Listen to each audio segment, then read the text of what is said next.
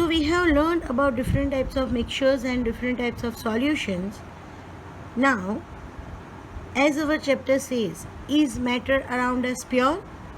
So, towards a pure substance from a mixture. Our journey starts here now. Most materials which occurs in the nature are the mixtures of different constituents in it, and these constituents are necessary to separate from the mixture as per our need, and this separation is done by different laboratory methods.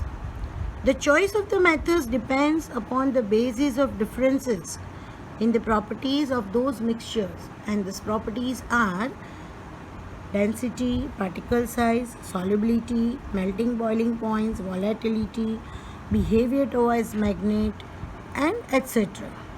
So, the components of mixtures are separated by some physical methods, simple physical methods, and some spatial separation methods. The different methods which you have learned even in the primary classes, they are the simple methods like winnowing, hand picking, sieving, filtration, evaporation, sedimentation, decantation, magnetic separation, and many more. But there are some spatial methods which you are going to learn now, and they are evaporation, crystallization, sublimation, distillation, distillation again simple and fractional distillation, centrifugation, chromatography, separation by separating funnel, and etc. So, why we need separation of mixtures? Because mixtures may be of two solids, mixtures may be of solid and liquid, mixture may be of two liquids. So according to the type of the mixtures and their properties, as I just told, density and temperature change, boiling point, melting point, volatility, the methods is to be selected. So first here we have a common salt, and we have to obtain it from the solution containing common salt. Or to obtain colored component dye from blue or black ink. Both of this common salt from the solution and dye from the ink can be carried out by the process that is the evaporation. We can obtain or we can separate the volatile component and the non-volatile compound by the method of evaporation. Volatile, that means the substance which vaporizes, or we can say which blows away into the gaseous form. I can give here one example. If you keep a petrol open or a petrol tank open for 2, 3, 4 hours, and then you will find that the amount of petrol was not as in the tank as it was before, because petrol, kerosene, these are the compounds, chemical compounds which are volatile in nature. So as shown in figure aside, this is the figure I have shown here.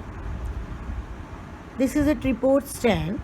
This is the Bunsen burner, a wire gauze on which beaker is there. A beaker is filled with half of the water over here. On the beaker there is a watch glass, and in it there is a ink. So as soon as the Bunsen burner starts, first the water in the beaker will start heating. Direct ink is not heated, but the indirect heating is given through the boiling water. So here the water vapor starts coming, and it will give the heat to the watch glass, and which in turn conducts the heat to the ink, and here also the vapor starts coming out. So indirect heating of ink on watch glass with the help of boiling water is done, Heating is continued till the vapor comes out. Ink is a mixture of dye in water. So, evaporation of water will take place from the watch glass and solid dye will remain in the watch glass. So, here water is a volatile compound and so it vaporizes, and solid dye is non-volatile, so it will remain in the watch glass. Thus, volatile solvent and non-volatile solute is separated by evaporation. Right? So I have given here one more example about common salt. Now you will understand that to get the common salt from the sea water in the salt pan, the water vaporizes and there remains the salt in the salt pan, and by this, by the method of evaporation, salt is also obtained from the salt water, that is water from the sea. Thank you.